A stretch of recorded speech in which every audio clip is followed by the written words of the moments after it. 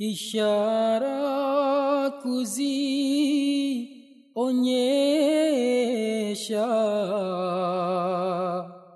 binadamu hawezi. Assalamu alaikum wa rahmatullahi wa barakatuh, mpenzi mtazamaji wa MTA Africa. Karibu tena katika wasaa mwingine wa kipindi cha Ondosho la Kosa, kipindi ambacho kinakuletea ufafanuzi wa mada mbalimbali za kiitikadi katika dini tukufu ya Kiislamu ili kuondoa sintofahamu ambazo zinapatikana katika mafundisho ya Kiislamu. Naam, kukuletea kipindi hichi jina langu ni Masihi Mrope na nipo na wageni ambao nitashirikiana nao katika kufafanua katika mada hii ambayo tumeiandaa leo. Nao si mwingine upande wangu wa kulia ni Sheikh Tahir Ramadhani Marunda Sahib ambaye ni mbashiri wa Jumuiya Salamu Ahmadiyya, na anayemfuata ni Sheikh Shabani Athmani Shunda Sahib, naye pia ni mbashiri katika Jumuiya ya Salamu Ahmadiyya. Assalamu alaikum wa rahmatullahi wa barakatuh. Wa alaikum salaam wa rahmatullahi wa barakatuh. Na mtazamaji, mada yetu ya leo ambayo tunaanza nayo katika kipindi hichi ni ruhusa ya ulaji wa nyama ya nguruwe. Kama vile ambavyo nimesema kwamba ni mada ambazo zinakuwa ni mada tata ambazo zinagonga vichwa vya watu katika kufahamu, na hivyo tupo katika kipindi hicho kwa ajili ya kuweza kukuletea ufafanuzi ambao tumeuandaa kwa ajili ya kuweza kufafanulia yale mambo ambayo yanakuwa yanagonga vichwa vya watazamaji.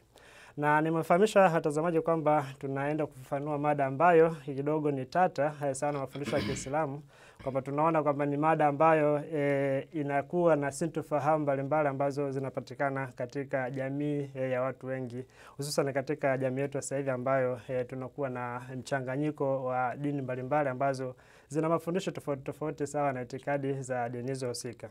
Tukianza na Sheikh Shabani Shunda Sahib, naomba utueleze sawa na Qur'an tukufu ni aya zipi ambazo zinaeleza juu ya swala hili la ulaji wa nyama nguruwe, na ni itikadi ipi ambayo Islamu inaweza kushikilia katika mafundisho yake. Karibu sana. Asante sana kwa fursa hii adhimu kwamba nimepata tena ukaribisho wa kuhudhuria katika kipindi hichi na pia kueleza baadhi ya vitu ambavyo kama umesema kwamba ni vitu tata. Hata mada yenyewe tu ukisema ruhusa ya ulaji wa nyama ya nguruwe, kuna Muislamu ambaye mpaka sasa hivi hajui kama kuna kanafasi hata kadogo kama Mwenyezi Mungu ameongelea kwamba unaweza ukala nguruwe. Kwa hivyo ni mada tuseme ambayo inastahili kuwa katika kipindi hichi, hasa kipindi cha Ondosho la Kosa.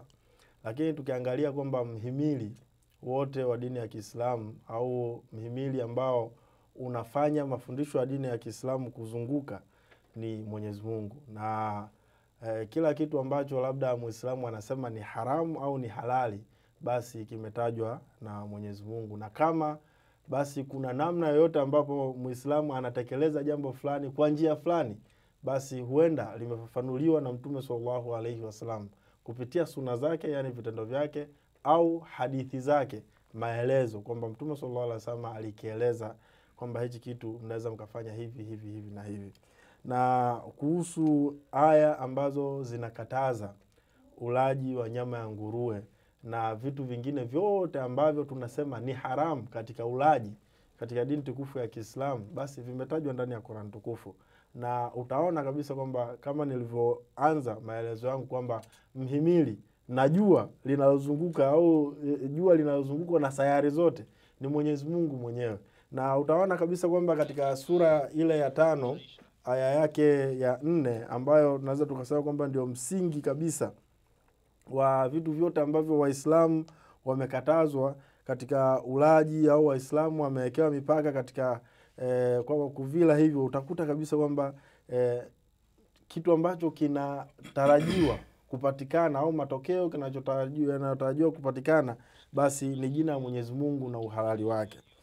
Qur'an tukufu inasema katika sura ya 5, a'udhu billahi minashaitanir rajim, aya yake ya 4 hiyo inasema kwamba mmeharamishiwa nyamafu na damu na nyama ya nguruwe na kilichosomewa jina lisilokuwa la Allah, yani katika uchinjaji wake watu tu wamechinja labda kwa ajili ya ibada za masanamu au kwa ajili ya ibada zao nyingine, na kilichonyongwa na kilichokufa kwa kupigwa na kilichokufa kwa kuanguka na kilichokufa kwa kupigwa pembe, na alichokula mnyama mkali, yani kama simba, chui amekula, basi sehemu fulani hamruhusiwi kuchukua ule mzoga na kujipatia faida yoyote ile katika ulaji, isipokuwa mlichochinja kwa sheria, na pia mmeharamishiwa kilichochinjwa juu ya mawe ya sanamu, na ni haramu kwenu kugawanya kwa mishale ya kuagua. Hiyo ni uasi. Leo mpaka hapo Mwenyezi Mungu ameshafafanua yote ambayo ni haramu na ni kwa sababu gani ni haramu. Tunaona kabisa kwamba ni kulitanguliza juu neno la Mwenyezi Mungu au kulitanguliza juu jina la Mwenyezi Mungu na kutomuasi Mwenyezi Mungu katika vile ambavyo ameviweka kama maagizo ama sheria. Na baada ya hapo basi ndio aya ambazo zinaeleza ukamilifu wa dini tukufu ya Kiislamu, kwamba leo nimewakamilisheni dini yenu na nimeridhia kwamba Islam kuwa mwongozo mpaka mwisho wa aya. Kwa hiyo bila shaka hapo tumeona kwamba Qur'an tukufu imejaribu kufafanua vile vyakula ambavyo ni haramu kwa waaminio, na pia nguruwe ametajwa moja kwa moja hapo kwamba ni haramu katika swala zima la kuweza kumtumia sawa na mafundisho ya dini tukufu ya Kiislamu. Na mnaweza kaendelea katika point ambayo alikuwa anaelezea. Unajua kuna kisa fulani ambacho Hadhrat Khalifatul Masih wa 4 rahimahullahu alayhi alikuwa anapenda sana kukieleza kwamba siku moja mfalme alikula bilinganya, akalisifia sana, bwana bilinganya ni zuri na nini. Sasa kulikuwa kuna wale watu ambao labda anakaa kwenye tuseme kasri la mfalme, mmoja wapo alikuwa naye ni msomi, basi akalisifia bilinganya kwa namna fulani kwamba hakuna chakula kizuri isipokuwa bilinganya. Siku moja tena mfalme alikula bilinganya, likamwathiri, akawa na homa kali kweli.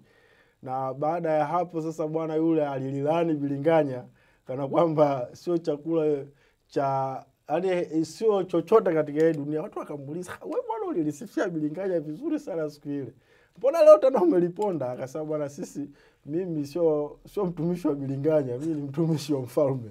Kwa anachosema mfalme mimi ndio ninachofuata. Hii nimeliweka kwa sababu gani? Watu wengi wanapoulizwa kwa sababu gani nguruwe ni haramu, mtu anashindwa, anaanza sasa kujieleza kisayansi sijui nini na nini. Sisi tunasema kabisa kwamba Mwenyezi Mungu amekataza. Kwa sababu Mwenyezi Mungu amekataza, ndio maana ni haramu. Hatuna sababu nyingine yoyote ile ambayo inaweza kumridhisha mtu yoyote au inaturidhisha sisi na kutuzuia kula nguruwe isipokuwa jina la Mwenyezi Mungu. Na ndio maana nikasema kwamba center ya makatazo yote na mahalalisho yote ni Mwenyezi Mungu mwenyewe.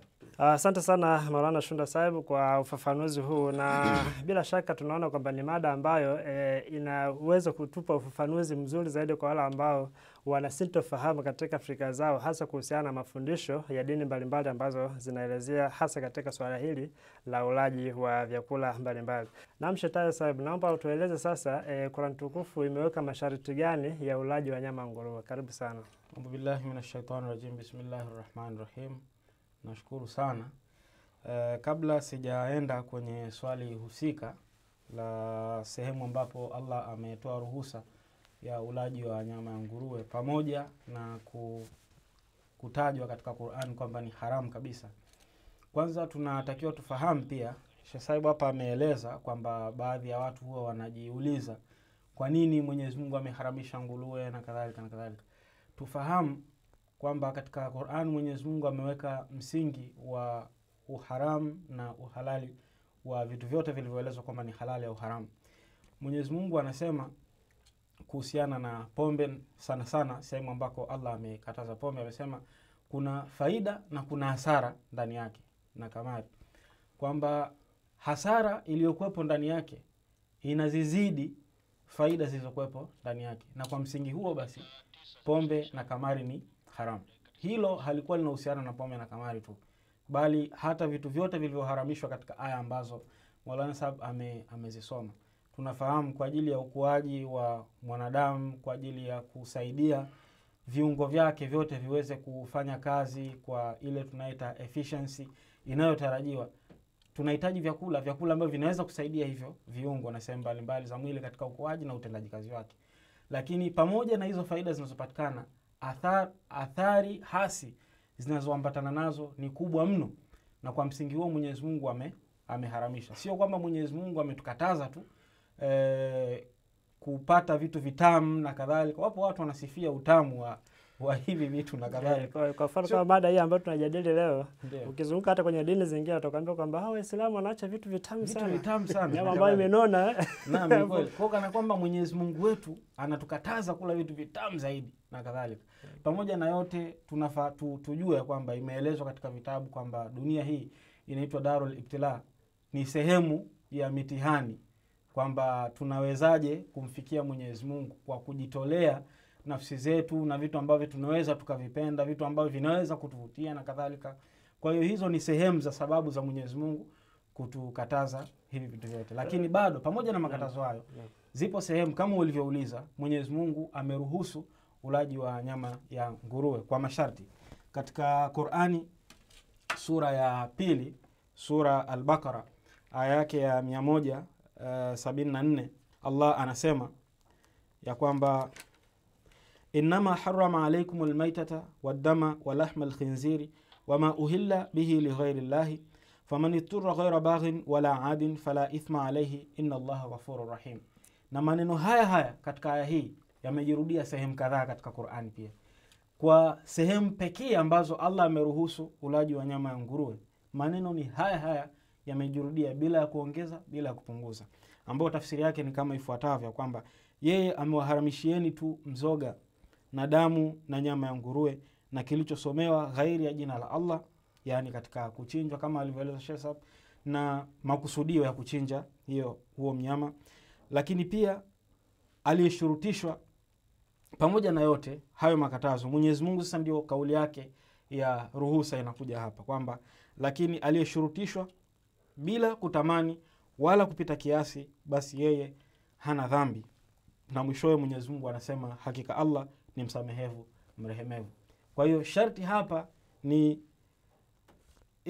istarra faman istarra ghaira baghin wala adin, kwamba mtu ambaye ameshurutishwa hakuwa na namna, kwa mfano hakukuwa na namna yoyote ya kujipatia chakula, na kwamba bila ya kula mtu anaweza akafa. Katika hali ya namna hiyo Mwenyezi Mungu ameruhusu kula nyama ya nguruwe, lakini sio kwa kupitiliza kiasi, kwamba mtu anaweza akala ili kuokoa maisha yake na si vinginevyo. Kwa maana ile hapo inatueleza kwamba sio kwamba kwa sababu umeshapewa fursa na hakuna chakula kingine, kwa baada kuna chakula hiki tu ambacho ni haramu, lakini kwa sababu ya mazingira fulani ambayo yanakubana Mwenyezi Mungu amekuruhusu. Kwa hiyo inatakiwa si kwa kupita kiasi, yani ule tu kile kiasi ambacho kitakunusuru wewe kuepukana na mauti. Na bila shaka, lakini pamoja na hayo Mwenyezi Mungu anaeleza kwamba inna Allaha ghafurur rahim, kwamba hakika Mwenyezi Mungu ni msamehevu, mrehemevu. Tunaelezwa kwamba katika Qur'an aya zote zinazokuja na mtiririko wake una maana sana. Kuna muunganiko wa kila neno linalofuatana na kila neno katika Qur'an tukufu. Kama Mwenyezi Mungu aeleza kwamba Mwenyezi Mungu atamuadhibu adui anefanya uadui wale marafiki wa Mwenyezi Mungu, baada ya hapo hakuna sifa Mwenyezi Mungu itakayoeleza isipokuwa kama Mwenyezi Mungu ni mkali wa kuadhibu. Vivyo hivyo aya zinazoeleza rehema ya Mwenyezi Mungu zinapokuja, basi baada ya hapo lazima sifa ya rehema ya Mwenyezi Mungu itakuja. Na aya inayoelezea namna wanadamu wanavyoweza kusamehewa au wanadamu wanapokosea na Mwenyezi Mungu anakusudia kuwasamehe, aya Mwenyezi Mungu, sifa ya Mwenyezi Mungu inaelezwa hapo, lazima itakuwa na uhusiano na kile kilichotangulia. Hapa Mwenyezi Mungu amekataza kula nyama ya nguruwe na ameruhusu kwa mazingira fulani. Baada ya hapo Mwenyezi Mungu anasema yeye ni msamehevu, ni mrehemevu.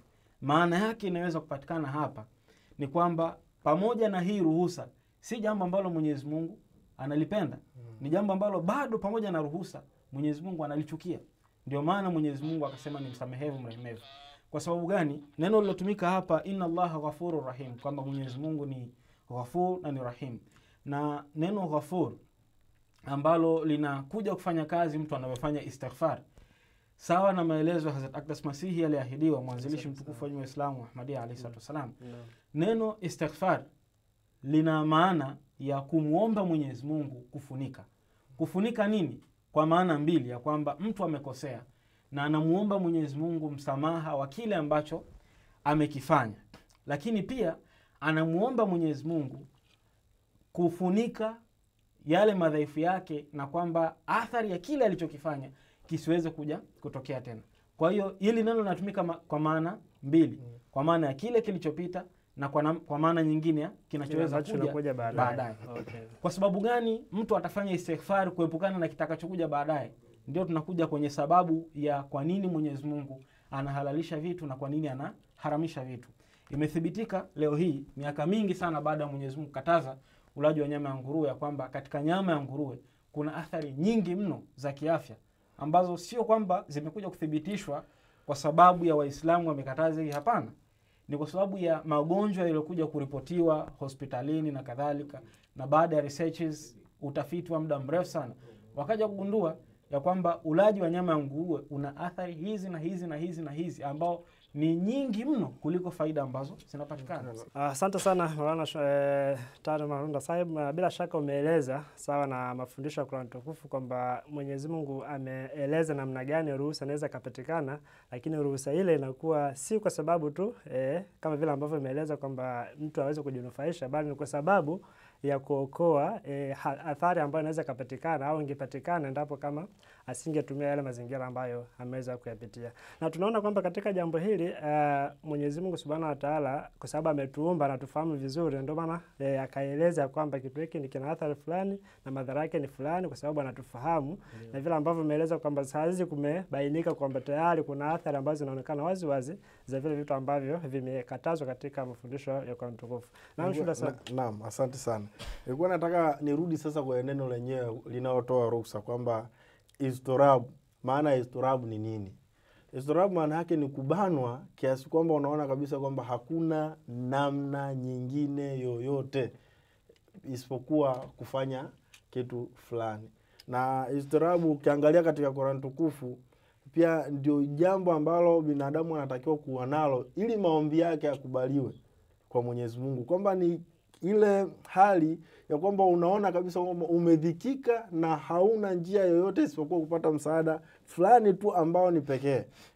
Hilo neno ukiliangalia kwa Qur'ani limetumika namna hiyo. Lakini pia tunaweza tukaangalia vitendo vya Mtume sallallahu alaihi wasallam au masahaba zake. Kuna kisa maarufu sana katika riwaya za Kiislamu kwamba kulikuwa na sahaba mmoja ambaye kipindi cha Hadhrat Umar radhiallahu anhu alikamatwa na kuwekwa jela katika jela ya Kaisar. Kwa sababu Kaisari ni Mkristo na pia alikuwa na uadui na Waislamu, yeye akaamua kwamba huyu sahaba basi atakuwa anampa tu nyama ya nguruwe. Yaani chakula atachokuwa anampelekea kitakuwa na mchanganyiko wa nyama ya nguruwe. Kwa hiyo alikuwa kila akimpelekea alikuwa hali. Yupo gerezani, alikuwa hali. Kwa hiyo alikuwa anahakikisha kwamba anaona kabisa kwamba yuko katika hali ya mwisho labda kukata roho, basi ndo atampelekea chakula ambacho ni halali na ale. Lakini baadaye kipindi fulani Kaisari akaanza kupata maumivu ya kichwa makali sana. Watu wakamwambia, bwana, wewe ni kwa sababu ya kitendo cha unayomfanyia huyu bwana na hautapona isipokuwa kumwachia huyu huru na kutaka baraka kutoka kwa khalifa wao. Kwa maana yale maumivu ambayo alikuwa anayapata ni malipo ya kile ambacho alikuwa anafanyia yule mfungwa ambaye. Lakini hapo pointi sasa ni vipi? Ni namna gani Waislamu walivyokuwa wanajiepusha?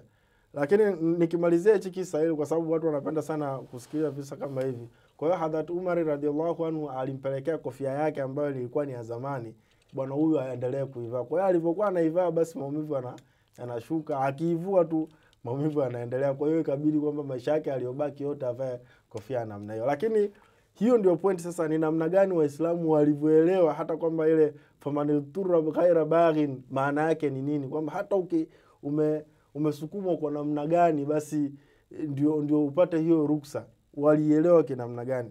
Na zipo hadithi hata Hadhrat Umar, Hadhrat Abubakar wamesimulia hadithi za namna hiyo kwamba kwa kujiepusha na haramu moja tulikuwa tunajiepusha na halali 7.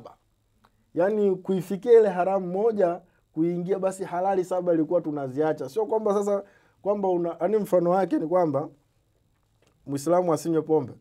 Lakini sasa wewe ni Muislamu, mimi sinywi pombe lakini naenda tu klabu pale wanapouza pombe kucheza draft. Ile pia ni hatari kwa ajili yako. Kwa hiyo utakiwa hata kusogelea na mazingira ambayo kusogelea, yani halali zinazokuruhusu 7 zile. Daraja 7 haramu moja. Kufikia haramu moja unatakiwa ujiepushe nazo. Okay. Hivyo ndio namna ambavyo walivyotekeleza mafundisho kama haya. Kwa hiyo hakuna mwanya wowote hata kama ruksa ipo, lakini angalia mazingira yako. Kama una namna ambavyo unaweza ukapata muogo ukala, basi fanya hivyo kuliko kuingia katika na sio swala kusema labda utumie fursa kwamba kwa vile inasifiwa huku kwamba ni tamu, ngoja leo ngoja nitaonyesha vizuri. Natakiwa kufanya namna hiyo. Asante sana. Sasa naomba nibaki kwako hapo. Naomba sasa utueleze swala la chakula na maadili ya mtu vinahusiana namna gani? Unajua namna dini tukufu ya Kiislamu ilivyoeleza mafundisho yake, na kila kitu ambacho mwanadamu anapokifanya matokeo yake ni nini, ni namna ya ajabu mno. Kwa mfano, mtu unavaa nguo, saa nyingine unajisikia kwamba nivae nguo. Kwa sababu gani uvae nguo? Lakini Uislamu unasema kwamba ukivaa nguo, unavyovaa nguo, basi matokeo ya nguo ni takwa. Kwamba binadamu anapovaa nguo anapopendeza apate takwa. Na ndivyo hivyo mtu anapokula, basi kuna namna fulani ambavyo Mwenyezi Mungu matokeo yake ni nini. Kwa hiyo kama alivyosema Sheikh Saib kwamba chakula ndicho kinachomfanya mwanadamu. Mwanadamu ni kile kitu ambacho anakula, na Uislamu umezingatia namna hiyo. Utaona katika aya nyingi ndani ya Qur'an tukufu Mwenyezi Mungu ameeleza kinagaubaga. Na hii pia nieleze katika sura ya pili aya yake ya 169 anasema kwamba a'udhu billahi minashaitani rajim ya ayuhan nasu kulu mimma fil ardi halalan tayyiba wala tattabi'u khutuwati shaitan innahu lakum aduwwun mubin. Kwamba enyi watu, kuleni yale yaliyopo katika ardhi ambayo ni halali na tayyib, wala tattabi'u khutuwati shaitan, na wala msifuate hatua za shetani, hakika yeye ni adui kwenu.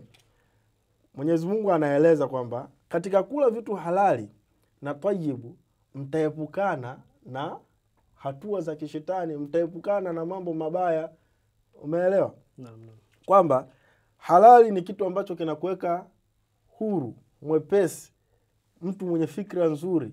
Lakini pia tayyibu, maana yake ndani yake kuna tibu, kwamba ni kitu chakula ambacho kinakupa wewe tiba na sio maradhi. Kwa hiyo mtu unapokula chakula kizuri, matokeo yake ni kikupe siha nzuri ambayo fikra zako zitabaki, hali yako ya kiroho itabaki, na hali yako ya kimwili itabaki kuwa nzuri. Lakini pia ni tiba kwa ajili yako kwa maradhi, kwa sababu maradhi mengi tunayapata kupitia nini?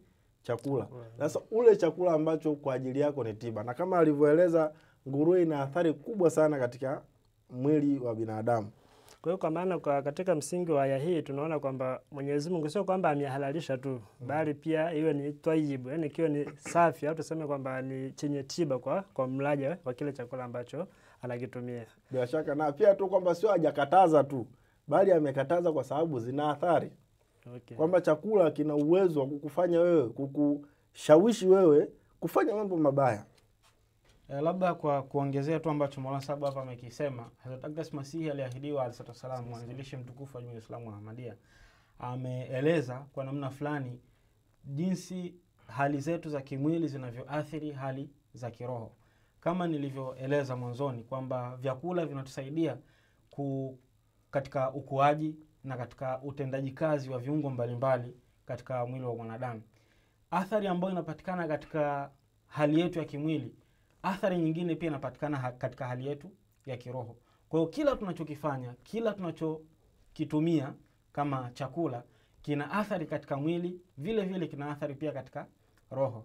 Ndivyo ambavyo vitendo vyetu vya kawaida pia. Kwa mfano, Masihi alayhi wasallam ametoa mfano wa wanyama ambao wanakula vyakula tunaita herbivorous, wanyama ambao wanakula majani.